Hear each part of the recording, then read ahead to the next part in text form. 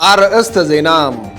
በጋሞ ዞን ባለፉት 10 ወራት 2.8 ቢሊዮን ብር ገቢ መሰብሰቡ ተገለጸ። የህዳሴው ግድብ ዋንጫ ከጋሞ ዞን ወደ ጎፋ ዞን ሳውላ ከተማ ሲደርስ ደማቅ አቀባበል ተደረገለት። በጎ ተግባራትን በማከናወን የሀገርን ሰላምና አንድነት ለማጽናትና ለማስቀጠል እንደሚሰሩ የተለያዩ ክልሎች ወጣቶች ተናገሩ።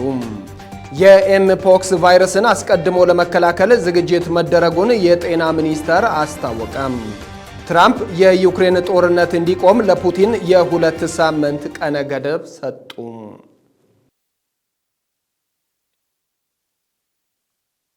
ሰላም ጤና ይስጥልን ክቡራን ተመልካቾቻችን፣ ይህ የጋሞ ቴሌቪዥን ነው። ከጋሞ ቴሌቪዥን የሰዓቱን ዜና 42 ይዤ ቀርቤያለሁ። ሲራክ ሳህለ ነኝ። ከአገር ውስጥ ዜና ጀምራለሁ። በጋሞ ዞን ባለፉት 10 ወራት 2.8 ቢሊዮን ብር ገቢ መሰብሰቡ ተገለጸ። የዞኑ ገቢዎች መምሪያ ያለፉት 10 ወራት የገቢ አሰባሰብ ሂደትን ከባለ ድርሻ አካላት ጋር በአርባ ምንጭ ከተማ ገምግመዋል። ደግሰው በቀለ ዝርዝሩን እንደሚከተለው ያቀርበዋል። መድረኩ ላይ በመገኘት መልእክት ያስተላለፉት የጋሞ ዞን ዋና አስተዳዳሪ ዶክተር ደምስ አድማሱ በወቅቱ እንደገለጹት ኢኮኖሚው ከሚያመነጨው ሀብት ገቢን መሰብሰብ ትኩረት ሊሰጠው ይገባል ብለዋል። በየወሩ ያለውን ሁኔታ እያየን ያለነው የወጪና የገቢ አለመጣጣም በየጊዜው አጀንዳ የሆነ ቀጣይም መመለስ ያለብን ጉዳዮች ናቸው። ደረሰኝ ማሸሽ፣ ታክስ ማጭበርበርና መሰል የገቢ አሰባሰብ ተግዳሮቶችን የመከላከል ስራን አጠናክሮ ማስቀጠል እንደሚያስፈልግም አስገንዝበዋል። ከመረጃ አያያዝ ጋር የሚነሱ የጥራት ችግሮችን ማስተካከል ይገባልም ብለዋል። በየወረዳው ግብር ከፋዮቹ ስንት ናቸው? የተወሰፈ ግብር ማስከፈል ላይም በጣም ሰፊ ክፍተት አለ። ፍርድ ቤት ሲቀርብ መረጃዎች የተሟሉ ጥራት ያላቸው ካለመሆን የተነሳ መንግስት ተሸናፊ የሚሆንበት አግባብ አለ። ስለዚህ ከዚህ አንጻር ሴክተሩ ራሱን ማየት አለበት። አመራሩ፣ የፖለቲካ አመራሩም ደግሞ ሴክተሩ መደገፍ አለበት። የጋሞ ዞን ብልጽግና ፓርቲ ቅርንጫፍ ጽህፈት ቤት ኃላፊ አቶ ሐኪም ያየለ የገጠር እርሻ መጠቀሚያ መሬት ውዝፍ ክፍያም የማዘጋጃ ቤታዊ ገቢን ጨምሮ ሌሎች የገቢ ማስገኛ ዘርፎች ላይ ትኩረት ሰጥቶ መስራት እንደሚያስፈልግ አስገንዝበዋል። የመሬት መጠቀሚያ ጋር ያለው ነገር ምንም ያሻማ ነገር የለም እኮ አርሶ አደሩ ጋር የልኬት ችግር አለ ተብሏል። ወደ ልኬትም ተገፍቷል። ግን እስካሁን ያልተሰራ አካባቢዎች ላይ 40 ቀን ነው የሚቀረው አሁን በጀት ዓመቱን ለመዝጋት። በ40 ቀን ላይ ይሄን ለውጥ መምጣት መቻል አለበት። ህገወጥነትን ከመከላከል አኳያ የሚታዩ ውስንነቶችን ማስተካከል እንደሚገባ አመላክተዋል። በገቢ ሰብሳቢ መስሪያ ቤት አልፎ አልፎ የሚታዩ የስነ ምግባር ጥሰቶችን ለማረም ህግ የማስከበር ተግባር ተጠናክሮ ማስቀጠል እንደሚገባም ገልጸዋል። አሁን የተለመደ የመጣው ምንድነው? በአዋጅ ያልተሰጠ ስልጣን ኤክሰርሳይዝ ማድረግ ኮምፕሊትሊ መታረም ያለበት ማለት ነው። ገቢ እኮ በአዋጅ የተሰጠው ማንኛውን ገቢ መሰብሰብ ነው እንጂ ያን የሰበሰበውን መልሶ መክፈል ስልጣን አልተሰጠው። ቢሆንማ ፋይናንስ ለምን ይፈጠራል? ስለዚህ ይሄ መቆም መቻል አለበት። ሊሆንም ፈጽሞ የማይችል ማለት ነው። ስለዚህ ይሄ ቶታሊ መታረም መቻል አለበት። ህገወጥነትም ስለሆነ የተሰበሰበ ገቢም ባለሙያ ጋር መቆየትም የለበትም። ለምን ይቆያል? የተሰበሰበ ገቢ በአስቸኳይ ተጠቃሎ ወደ ፋይናንስ መተላለፍ መቻል አለበት። የጋሞ ዞን ገቢዎች መምሪያ ኃላፊ አቶ ቶማስ ቶቤ ባለፉት 10 ወራት 2.8 ቢሊዮን ብር መሰብሰብ መቻሉን ጠቁሞም ዞኑ ለመሰብሰብ ያቀደውን ለማሳካት ከባለድርሻ አካላት ጋር በትብብር እየሰሩ ስለመሆናቸው ገልጸዋል። እንደ ጋሞ ዞን ወደ 3.4 ቢሊዮን ገቢ በጠቅላላ መሰብሰብ አቅደን እስከዚህ ባለው 83% መሰብሰብ ችለናል። ከዚህ ውስጥ መደበኛው ወደ 87% አካባቢ፣ ማዘጋጃ ወደ 52% አካባቢ መሰብሰብ ችለናል። በቀሪ ወራት ቀሪ ገቢ አካል ተደርጎ በበጀት የተጸደቁ መሰብሰብ አለባቸው ወደ 566 ሚሊዮን ብር አካባቢ መሰብሰብ ካለብን ቀሪ ያሳያል። እነዚህን ለመሰብሰብ በተለይ መደበኛ ላይ ጉድለት የታየባቸው የገጠር መሬት መጠቀሚያ ገቢ መሰብሰብ ሲገባ የቀሩ ወደ 12.8 ሚሊዮን አካባቢ አለ። ከዛ ውጪ የትምህርት የጤና ገቢዎች መሰብሰብ ያለባቸው የቀሩ ጉድለት የሚያሳዩ እነሱን መሰብሰብ አለብን። ከዛ ውጪ የማዘጋጃ ቤታዊ አገልግሎት ገቢ ያልተሰበሰበ አለ። እነዚህን ገቢዎችን ለመጨመር ማዘጋጃ ላይ ውዝፍ ገቢዎች ላይ ትኩረት ማድረግ፣ ከዛ ውጪ ጨረታ ሊዝ ጨረታ ወጥቶ የሊዝ ገቢዎች ያልተሰበሰቡ አሉ። እነዚህን ጨረታ አውጥቶ ገቢ መሰብሰብ ያስፈልጋል። መድረኩ ተሳታፊዎች በሰጡት አስተያየትም ወደ መጡበት ሲመለሱም የወሰዱት ስልጠና ተግባር ላይ ለማዋል መዘጋጀታቸውን ገልጸዋል። አገር በቀል ዕውቀቶችን ለአካባቢ ጥበቃ እያዋሉ እንደሆነ በጋሞ ዞን የገረሴ ወረዳ አርሶ አደሮች ተናገሩ። በወረዳው የገረሴ ደንብሌ ኦቶራ የጋሊ የተፈጥሮ ሀብት ሪሃቢሊቴሽን ፕሮጀክት ተጎብኝቷል። ሲሳይ ማሞ ዝርዝር አለው። በፕሮጀክቱ ተሳትፈው የተፈጥሮ ሀብት ስራ ከሚያከናውኑ አርሶ አደሮች መካከል አንዳንዶቹ እንዳሉት ጥንቃቄ በጎደለው አጠቃቀም የአካባቢያቸው የተፈጥሮ ሀብት መጎዳቱን ያስታውሳሉ። የተጎዳውን የተፈጥሮ ሀብት ለመመለስ የኮንሶ ባህላዊ የእርከን ስራን ጨምሮ የአካባቢያቸውን ሀገር በቀል እውቀቶችን መጠቀማቸውን ጠቁመው በዚህም የተጎዱ አካባቢዎች ማገገም መጀመራቸውን ገልጸዋል። የተፈጥሮ ሀብት እንክብካቤ ስራውም ዘላቂ ተጠቃሚ እንዲያደርጋቸው ቡና፣ ሙዝ፣ ቀርከሃና ሌሎችንም እጽዋቶችን ተክለው እየተንከባከቡ መሆኑን ነው አርሶ አደሮቹ ያስረዱት። ይህም በተለይም አካባቢያቸው በቅርብ ርቀት የሚገኘው የጫሞ ሐይቅን በዘላቂነት ከጥፋት እንደሚከላከል ጠቅሰው የተፈጥሮ ሀብት ጥበቃ ስራውን አጠናክሮ እንደሚቀጥሉም አርሶ አደሮቹ ይናገራሉ። ዘንድሮ የዚህ ዓመት ይሄ ኮንሶ ማይበር አምጥቶ ይሄንን ስራ ሲያሰራ ከዚህ ብዙ ነገሮችን ተምረናል። በጣም አስፈላጊ ለወደፊት ለኔ ሳይሆን ለልጆቻችን የሚሆን ትምህርት ወስደናል።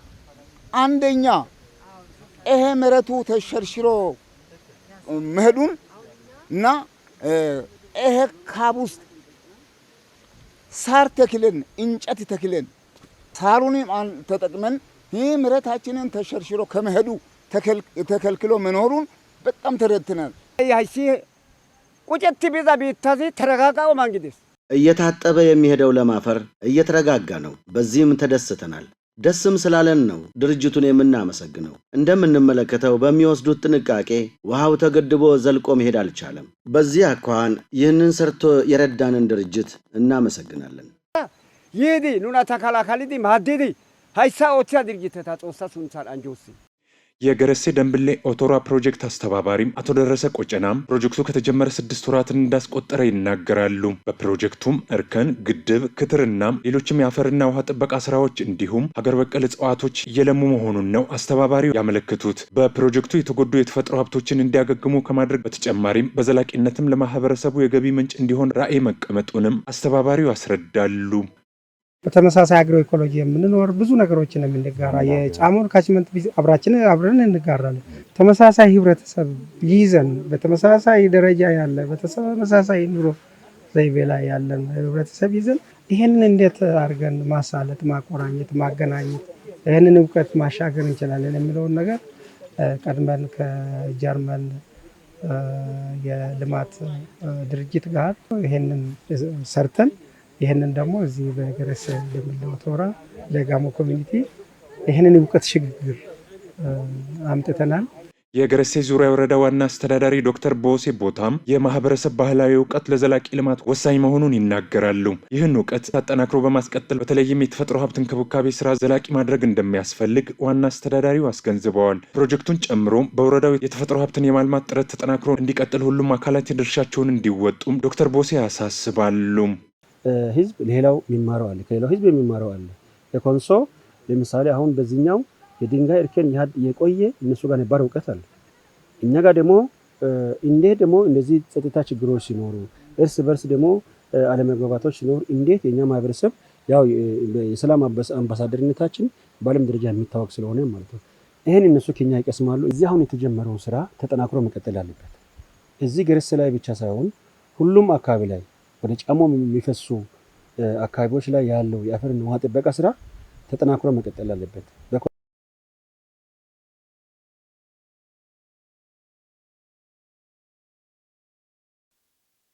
የታላቁ የኢትዮጵያ የህዳሴ ግድብ ዋንጫ ከጋሞ ዞን ወደ ጎፋ ዞን ሳውላ ከተማ ሲደርስ ደማቅ አቀባበል ተደረገለት።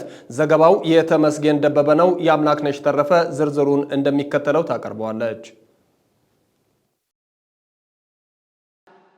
የደቡብ ኢትዮጵያ ክልል ርዕሰ መስተዳደር የጸጥታና ደህንነት ጉዳዮች አማካሪ አቶ መንግስቱ ማጃ ከዚህ ቀደም ሁለቱ ዞኖች ለታላቁ የኢትዮጵያ ህዳሴ ግድብ ላበረከቱት አስተዋጽኦ ምስጋና አቅርበዋል። በክልሉ 3 ዞኖች የህዳሴ ዋንጫውን ተቀብለው ኃላፊነታቸውን በስኬት መወጣታቸውን ጠቁመው የጎፋ ዞንም የተለመደውን ድጋፍ እንደሚያደርግ ተስፋቸውን ገልጸዋል።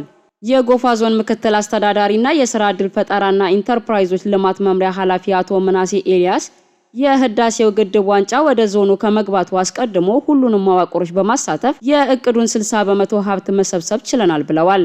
በቀጣይ 1 ወር ውስጥ እቅዱን ሙሉ በሙሉ በማሳካት ይህንን ታሪካዊ ዋንጫ በክብር እንሸኛለን ሲሉም አክለው ገልጸዋል። የጋሞ ዞን ምክትል አስተዳዳሪና የፐብሊክ ሰርቪስና የሰው ሀብት ልማት መምሪያ ኃላፊ አቶ መኮንን ቶንቼ የጋሞ ዞን ከዚህ ቀደም ወንድም ከሆነው የጎፋ ዞን ጋር ለታላቁ የኢትዮጵያ ህዳሴ ግድብ ከ300 ሚሊዮን ብር በላይ ድጋፍ ማድረጉን ገልጸዋል። የጋሞ ዞን የተሰጠውን እቅድ በስኬት በማጠናቀቅ ዋንጫውን ለጎፋ ዞን ማስረከብ መቻሉንም አክለዋል። ለጎፋ ዞን ከጋሞ ዞን የፍቅር ስጦታ ተበርክቶለታል። የሌማት ትሩፋት የምግብ ዋስትናን በማረጋገጥ ስርዓተ ምግብ እንዲሻሻል ጉልህ ሚና እየተጫወተ እንደሚገኝ ተገለጸ። የሌማት ትሩፋት ኢኒሼቲቭ ስኬታማነት ለሁለንተናዊ ብልጽግናችን በሚል መሪ ቃል በጋሞ ዞን ግብርና መምሪያ የእንስሳትና ዓሳ ሀብት ልማት ዘርፍ የሌማት ትሩፋት አፈጻጸም ግምገማና የቀጣይ ትኩረት አቅጣጫ ላይ ያተኮረ የውይይት መድረክ በአርባ ምንጭ ከተማ ተካሂዷል።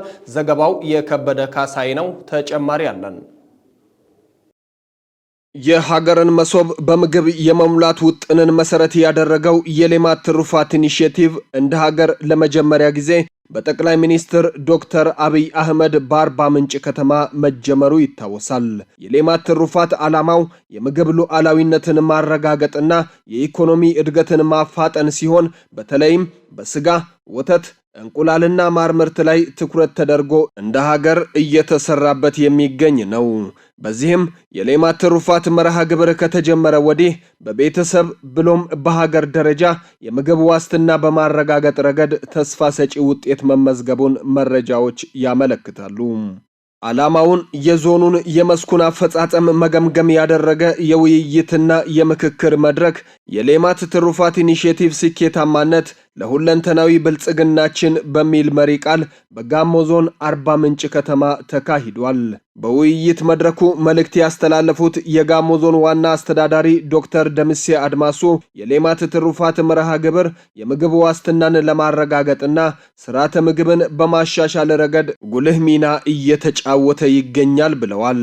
የሌማት ትሩፋት ፕሮግራም ለ4 ዓመት የሚቆይ ፕሮግራም እንደመሆኑ በተቀመጠለት አሰራር ስርዓት መሰረት የተጣሉ ግቦችን እንደ መዋቅሮቻችን ፖቴንሻል ዝርዝር እቅድ ተዘጋጅተው ወደ ስራ ተገብቶ የአፈጻጸም ደረጃው ከመዋቅር ልዩነት ቢኖረውም የሀገሪቱን ብሎም የዞናችን እድገት ቀጣይነት በማረጋገጥ ድህነትን በመቀነስና የስርዓተ ምግብ በማሻሻል የህብረተሰቡን ኑሮ ለመለወጥ ከፍተኛ ሚና የተጫወተ ይገኛል። ዘርፉ በምግብ ራስን ለመቻል ከማገዝ ባለፈ የሥራ ዕድል በመፍጠር ረገድ ተስፋ ሰጪ ውጤት እያስገኘ መሆኑን የገለጹት ዶክተር ደምሴ ቀጣይ የዘርፉ ተግባራትን ይበልጥ በማጠናከር የህብረተሰቡን ተጠቃሚነት ለማረጋገጥ በትኩረት መሰራት እንዳለበት አሳስበዋል።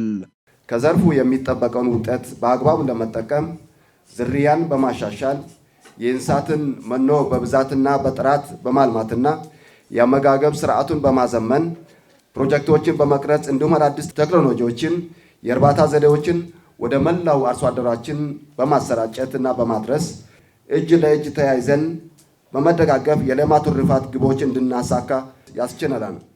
የጋሞ ዞን ግብርና መምሪያ ኃላፊ አቶ ማጌሶ ማሾሌ በበኩላቸው የሌማት ትሩፋት ከተጀመረ ወዲህ በስጋ፣ በወተት፣ በእንቁላል እንዲሁም በማር ምርት ዙሪያ እየተሰራ ያለው ስራ ከነጉድለቱም ቢሆን በዘርፉ ተስፋ ሰጪ ውጤት እየታየ መሆኑን አስረድተዋል። በወተት፣ በስጋ፣ በዶሮ እንደዚሁም ደግሞ በአሳና በማር መንደር ከማደራጀት አኳያ ከሞላ ጎደል በሁሉም አካባቢ ላይ በተሻለ ሁኔታ መንደር ማቋቋም ተችሏል። ሁለተኛው ደግሞ መንደር ካቋቋሙ በኋላ ወደ ሙሉ ትግበራ ማስገባት የተሟላ ትግበራ ማከናወን የሚለው ሀሳብ ነው የነበረውና በሱ ላይም ጥሩ የሚባሉ ስራዎች እንደተሰሩ ማየት ችለናል። በዘርፉ ያሉ ችግሮችን ለመገምገምና በቀጣይ በሚከናወኑ ተግባራት ዙሪያ አቅጣጫ ለማስቀመጥ ታስቦ የውይይት መድረኩ መዘጋጀቱን አቶ ማጌሶ አስረድተዋል። በመኖ ልማት፣ በዝርያ ማሻሻል እንዲሁም በእንስሳት ጤና አያያዝ በኩል የሚስተዋሉ ክፍተቶችን በማረም የሌማት ትሩፋት መርሃ ግብር ከግብ እንዲደርስ በአጽንኦት እንደሚሰራም ነው አቶ ማጌሶ ማሾሌ ያስገነዘቡት። የመኖ ማምረቻ ጣቢያዎች ውጤታማ በሆነ መንገድ መመራት እንዳለባቸው ተወስዶ ታይቷል። ጉድለቱን መታረም በሚችል ደረጃ አስተያየት የተሰጠበት ነው። በጣም ሰፋ ያሉ ስራዎችን መስራት እንዳለብን ወስደን የመጡ ውጤቶች ግን የማይናቁ ጥሩ የሚባሉ የመጡ ውጤቶችን እንደ ተሞክሮ በመውሰድ የቀጣይ ቀሪ 1 ዓመት ውስጥ ያሉ ስራዎችን በሙሉ አጠናክረው ለመጨረስ ልዩ ርብርብ ለማድረግ ቃል ተግባብተን የመድረኩን አጠቃላይ ማለት ነው። የጋሞ ዞን ግብርና መምሪያ ምክትልና የእንስሳትና አሳ ሀብት ልማት ዘርፍ ኃላፊ ዶክተር ስመኙ ሻጪዳ በዞኑ በሌማት ትሩፋት ዙሪያ ሁሉም ህብረተሰብ ትኩረት አድርጎ ቢሰራበት የተመጣጠነ ስርዓተ ምግብ እንዲኖር ከመርዳቱም በተጨማሪ የኑሮ ውድነትን ለመቀነስ ይረዳል ብለዋል። በቀጣይ በዘርፉ ውጤታማ ለመሆን በቅንጅት መስራት እንደሚገባም አስገንዝበዋል።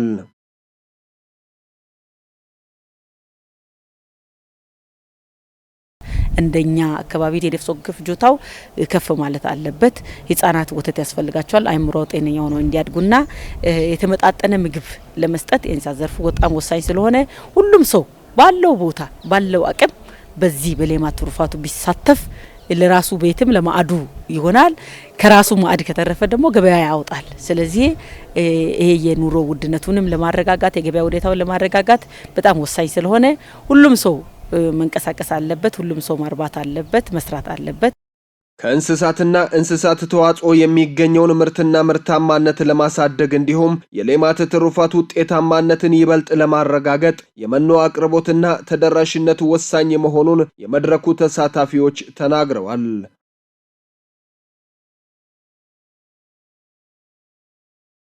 በጎ ተግባራትን በማከናወን የሀገርን ሰላምና አንድነት ለማጽናትና ለማስቀጠል እንደሚሰሩ የተለያዩ ክልሎች ወጣቶች ተናገሩ።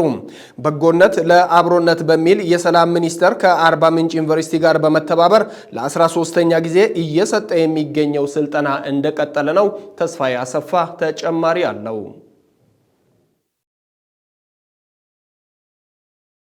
በጎነት ለአብሮነት በሚል መርህ ቃል የሰላም ሚኒስቴር ከአርባ ምንጭ ዩኒቨርሲቲ ጋር በጋራ በመሆን ከመላው ኢትዮጵያ ለተውጣጡ 1600 በላይ ለሚሆኑ በጎ ተግባሪ ወጣቶች ለ13ኛ ጊዜ የሰልጣኞች ስልጠና በአርባ ምንጭ ከተማ በመስጠት ላይ ይገኛል።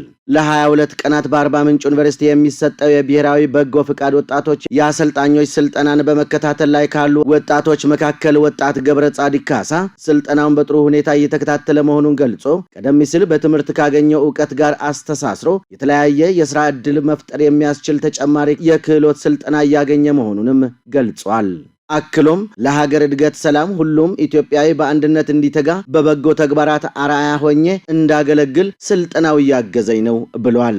በዚህ አዳራሽ ላይ የሁሉ ብሔር ብሔረሰብ አብረን ትምህርት ላይ እየወሰድን ነው። ስለ ህብረቱ፣ ስለ በጎነቱ እኛ እዚህ ተምረን የራሳችን ስራ ለመፍጠር እድል እየከፈተ ነው።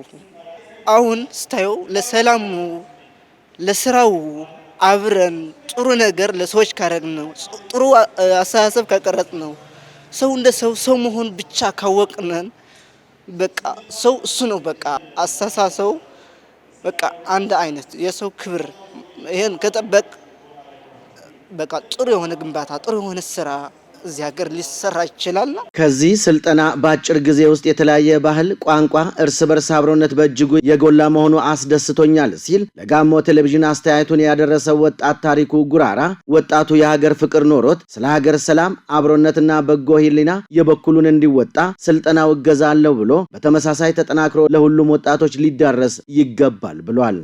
ስልጠና በጣም ደስ የሚል ነው። እኔ ያላወቅኩት እዚህ መጥቼ አገሬ ኢትዮጵያ ምን እንደሆነች ነው አየሁት። ከተለያየ ቦታ መጥተን አንድ ላይ ስንገናኝ ያላወቅኩት ባህል፣ ያላወቅኩት ቋንቋ ደስ የሚል ነው አየሁት። እንደዚህ ቢቀጥል አገራችን ሰላም ይወርዳል፣ እርስ በርስ ፍቅር እየጨመረ ይሄዳል። ወጣት ፀሐይ ደስታና ወጣት መቅደስ ከበደ ስራ ጠባቂ ሳይሆኑ ስራ ፈጣሪ እንዲሆኑ ከማድረግም ባለፈ አገር ወዳድ ዜጋ እንዲፈጠር እገዛ ያለውና እንዲህ አይነቱ ስልጠና የሚጨበጥ ለውጥ የሚያመጣ በመሆኑ ተጠናክሮ ሊቀጥል ይገባልም ብለዋል። እንደማስበው ከሆነ በጥፋትም በልማትም የሚሳተፈው ወጣቱ ስለሆነ ወጣቶችን ብናስተምር የኢትዮጵያን ሰላም በጥሩ ሁኔታ ማስቀጠል የምንችል ይመስለኛል። ዋናው የስልጠናው ተልእኮና መልእክት አብሮነትን የማዳበር የሰላም ፈጣሪ ራሱ ወጣት ነው። የሰላምንም የሚያደፈርሰው ራሱ ወጣት እንደመሆኑ መጠን ወጣቶች ላይ ሞር መሰራት ስላለበት በስነ ልቦና ጠንካራ እንዲሆኑና ወደ ትምህርት ዓለም ወደ ስራ ዓለም እንዲገቡ ነውና ያው ወጣቱ ላይ መስራት ሀገር እንደመመስረት ያክል ነውና ሰላም ሚኒስቴር በዚህ መንገድ መልካም ስራዎችን እየሰራ ይገኛል። የሰላም ሚኒስቴር ብሔራዊ በጎ ፈቃድ ማህበረሰብ አገልግሎት ቢሮ ኃላፊና የ13ኛው ዙር የደቡብ ኢትዮጵያ አርባ ምንጭ ምድብ ብሔራዊ በጎ ፈቃድ ዋና አስተባባሪ አቶ አለማየሁ ለማ የሰላም ሚኒስቴሩ በሀገሪቱ አርባ ምንጭን ጨምሮ በ5 ቦታዎች በተመሳሳይ ስልጠና እየሰጠ እንደሚገኝ ገልጸው ከተለያዩ የሀገሪቱ ክፍል የተውጣጡ ከ1500 በላይ ወጣቶች በአርባ ምንጭ ዩኒቨርሲቲ እየሰለጠኑ መሆኑንም ተናግረዋል።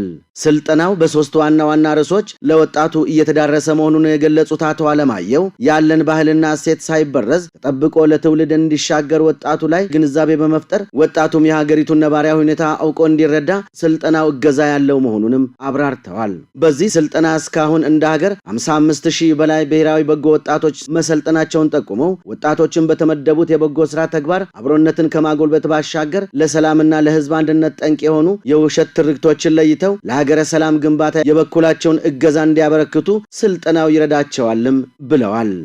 ወጣቱ ላይ እንስራ። ወጣቱ ላይ አመለካከቱን የሀገሩ ነባራዊ ሁኔታ አስተሳሰቡን ከቀየር ሀገራዊ አንድነትን፣ ዘላቂ ሰላምን፣ አብሮነትን፣ እህትና ወንድማማችነትን፣ ህብረ ብሔራዊ አንድነትን ያጠናክራል።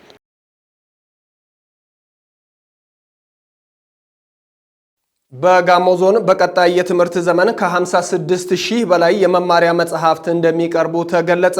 ዘገባው የሰላማዊ ተስፋዬ ነው። የአምላክነሽ ተረፈ እንደሚከተለው ታቀርበዋለች።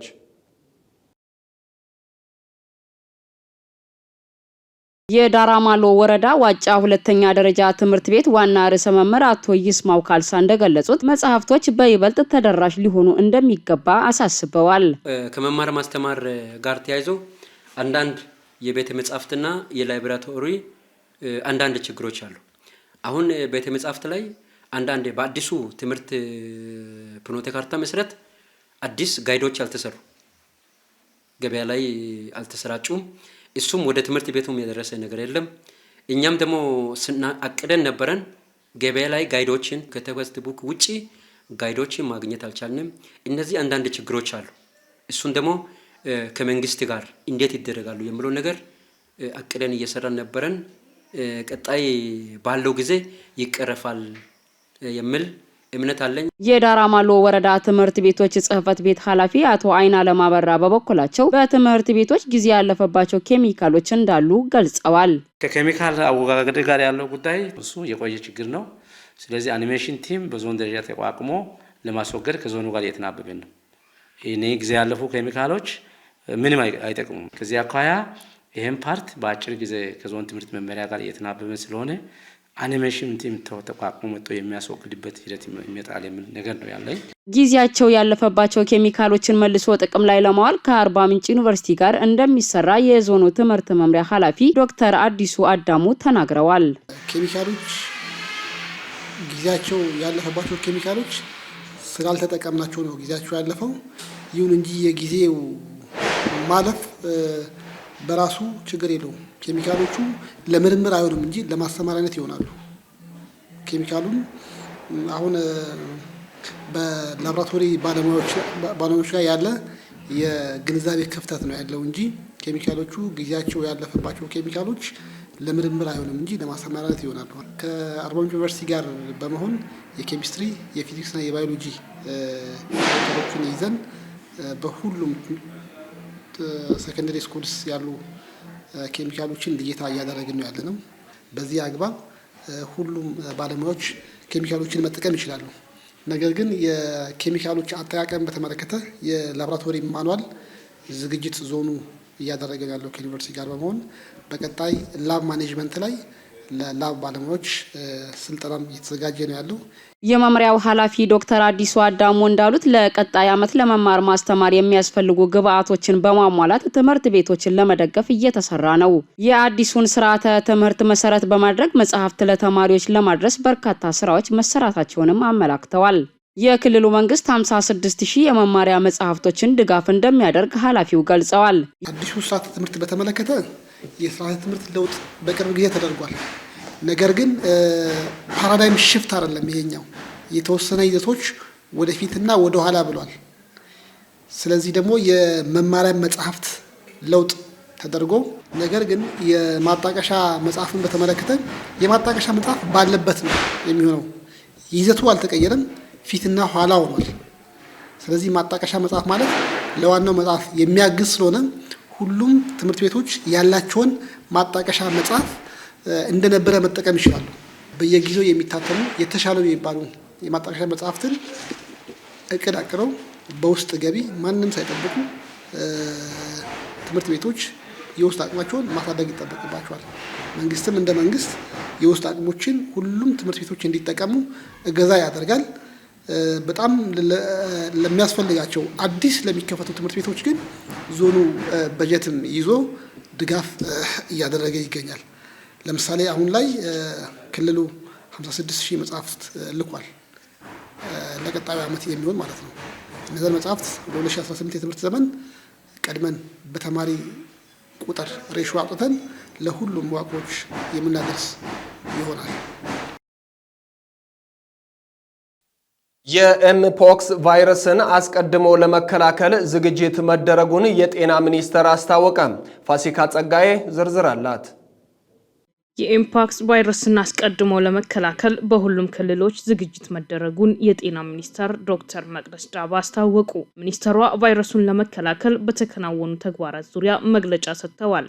በመግለጫቸውም የኤምፖክስ ቫይረስ በዓለም አቀፍ ደረጃ በ133 ሀገራት በአፍሪካ ደግሞ በ29 ሀገራት መከሰቱን ጠቁመዋል። በኢትዮጵያ በሞያሌ አካባቢ የሚኖር የ21 ቀን ህፃን በበሽታው መያዙን መለየቱን ጠቅሰው በህፃኑ እናትና አባት ላይ በተደረገ የናሙና ምርመራ በሽታው እንዳለባቸው መረጋገጡን አመላክተዋል። በበሽታው የተያዙት ሰዎች በለይቶ ማቆያ አስፈላጊውን ክብካቤ እየተደረገላቸው መሆኑን ገልጸው ታማሚዎቹ በጥሩ ጤንነት ላይ መሆናቸውን ተናግረዋል። በቫይረሱ ከተያዙ ሰዎች ጋር ንክኪ ያላቸው የተባሉ 5 ሰዎች ላይ ናሙና ተወስዶ ምርመራ እየተደረገ መሆኑን ገልጸዋል። ጤና ሚኒስቴር ከኢትዮጵያ ህብረተሰብ ጤና ኢንስቲትዩት ጋር በመተባበር የህብረተሰብ ጤና አደጋዎች ማስተባበሪያና ምላሽ መስጫ ማዕከል በማቋቋም የመለየትና የቅኝት ስራዎች እየተከናወኑ መሆኑን ገልጸዋል። በድንበር አካባቢ በአየርና በይበስ መውጫና መግቢያ በሮች የቁጥጥር ስራ ተጠናክሮ መቀጠሉን ተናግረዋል። ከውጭ የሚገቡ ተጓዦች የጉዞ ታሪክ እንዲመዘገብ በማድረግ በአጎራባሽ ቦታ እንዲሁም ቦሌ አውሮፕላን ማረፊያ ጨምሮ የቁጥጥር ስራው በስፋት እየተካሄደ ነው ብለዋል። ተጋላጭ በሆኑ አካባቢዎች ያሉ ጤና ተቋማት የአገልግሎት አቅማቸው ከፍ እንዲል በሕክምና ቁሳቁስና ግብዓት እንዲጠናከሩ እየተደረገ ነው ያሉት ሚኒስትሯ ተጋላጭ በሆኑ አካባቢዎች ያሉ ነዋሪዎችም በሽታውን በተመለከተ ግንዛቤያቸው እንዲያድግ እየተሰራ ነው ብለዋል። የፈጣን ምላሽ ቡድን በማቋቋም በተለያዩ ክልሎች የሚሰራ መሆኑን ገልጸው በሁሉም ክልሎች በሽታውን አስቀድሞ የመከላከል ቅድመ ዝግጅት መደረጉን አንስተዋል።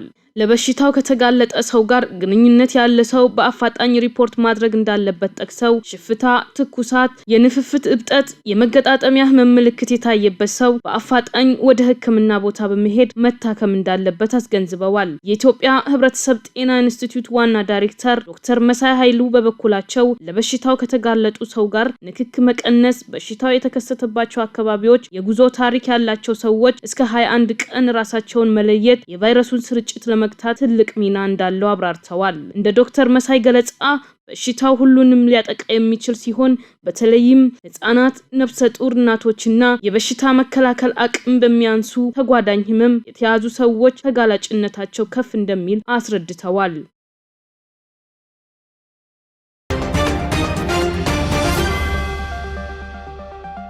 ክቡራን ተመልካቾቻችን እየተከታተላችሁ የምትገኙት ከጋሞ ቴሌቪዥን ወደ እናንተ የሚደርሰውን ዜና 42 ነው። በማስከተል ከውጭ ወዳገኘናቸው ዜናዎች ይሸጋገራለሁ። የአሜሪካው ፕሬዝዳንት ዶናልድ ትራምፕ የዩክሬን ጦርነት እንዲቆም ለቭላዲሚር ፑቲን የ2 ሳምንት ቀነ ገደብ ሰጡ። የቢቢሲን ዘገባ ደግሰው በቀለ እንደሚከተለው ያቀርበዋል።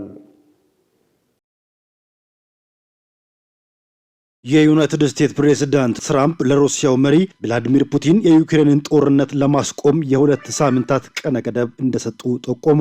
ክሬምሊን በቅርብ ቀናት ዩክሬን ላይ የሚፈጸመውን ጥቃት አጠናክሮ ቀጥሏል። በኦቫል ኦፊስ ፑቲን ጦርነቱን ማቆም ይፈልጋሉ ተብሎም የተጠየቁት ዶናልድ ትራምፕ እሱን ልነግራቸው አልችልም፣ ነገር ግን በ2 ሳምንታት ውስጥ ታውቃላችሁ ብለዋል። ትራምፕ ባለፉት ጥቂት ቀናት የሩሲያው አቻቸው ፑቲን ጋር ጠንካራ ትችቶች ሲሰነዘሩ ቆይተዋል። ካለፈው እሁድ ጀምሮ በማህበራዊ ሚዲያቸው ፑቲን ፍጹም አብደዋል፣ እንዲሁም በእሳት እየተጫወቱ ነው የሚል አስተያየት ሰጥተዋል። ሩሲያ ከሰሞኑ ዩክሬን ላይ እያደረሰች ያለችው የአየር ጥቃት 4ኛ ዓመቱን በያዘው ጦርነት ታይተው የማይታወቁ መሆናቸው እየተነገረ ነው። ባለፈው ቅዳሜና እሁድ ሩሲያ በዩክሬን መዲና ኪየቭ ላይ ባደረገችው ጥቃት 13 ሰዎች ሲገደሉ ሕፃናትን ጨምሮ በርካታ ሰዎች ጉዳት ደርሶባቸዋል። ሞስኮ ረቡዕ ዕለትም በኪየቭ ላይ የምታደርሰውን ጥቃት አጠናክራ ቀጥላለች። ትራምፕ የሩሲያው መሪ ፑቲን ጦርነቱን ማቆም ይሻሉ ብለው ያመኑ እንደሆነ ለተጠየቁት ጥያቄ 2 ሳምንት አሳውቃቸዋለሁ የሚል ምላሽ ነው የሰጡት። የሚቀጥሉት 2 ሳምንታት ፑቲን ከኛ ጋር ነው ወይስ አይደለም የሚለውን እናውቃለን። ትራምፕ በዩክሬን ጦርነት ምክንያት ትዕግስታቸው እየተሟጠጠ መሆኑን የሰጡት ምላሽ ይጠቁማል። ዋይት ሀውስ ሩሲያና ዩክሬን ለማደራደር ያደረገው ሙከራም ውጤታማ አይመስልም። ትራምፕ በቅርቡ ከፑቲን ጋር 2 ሰዓታት የዘለቀ የስልክ ውይይት ማድረጋቸውና ውይይታቸውም መልካም እንደነበረ ማስታወቃቸው አይዘነጋም። ፑቲን በስልክ ልውውጥ ወቅት ከዩክሬን ጋር ወደፊት የሰላም ስምምነት ለመፍጠር ዝግጁ መሆናቸውን አስታውቀዋል። ምንም እንኳን ዶናልድ ትራምፕ ወደ ስልጣን ከመጡ ወዲህ በተደጋጋሚ እርምጃ እንደሚወስዱ ቢያስጠነቅቁም እስካሁን ተጨባጭ የሆነ ነገር አልታየም። የትራምፕ አስተዳደር እየተከተለ ያለው መንገድ ክሬምሊንን የበለጠ እንዲጠናከር እያደረገ ነው የሚል ትችት ይቀርብበታል። ረቡዕ ዕለት የጀርመኑ መራሄ መንግስት ፍሬድሪክ ማርስ ለኪየቭ ረጅም ርቀት የሚጓዝ ሚሳኤል እንደሚሰጡ ለዩክሬን ፕሬዝዳንት ዜሌንስኪ ተናግረዋል። በዩክሬን ጦርነት ምክንያት በሺዎች የሚቆጠሩ ሰዎች ሞተዋል። የሀገሪቱ ምስራቃዊና ደቡባዊ ክፍልም ወድሟል። ሩሲያ ክሬሚያን ጨምሮ የዩክሬን 1/5ኛ ክፍል ተቆጣጥራለች። ዘገባው የቢቢሲ ነው።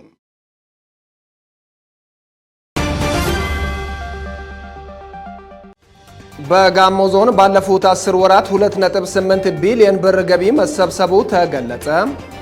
የህዳሴው ግድብ ዋንጫ ከጋሞ ዞን ወደ ጎፋ ዞን ሳውላ ከተማ ሲደርስ ደማቅ አቀባበል ተደረገለት። በጎ ተግባራትን በማከናወን የሀገርን ሰላምና አንድነት ለማጽናትና ለማስቀጠል እንደሚሰሩ የተለያዩ ክልሎች ወጣቶች ተናገሩ።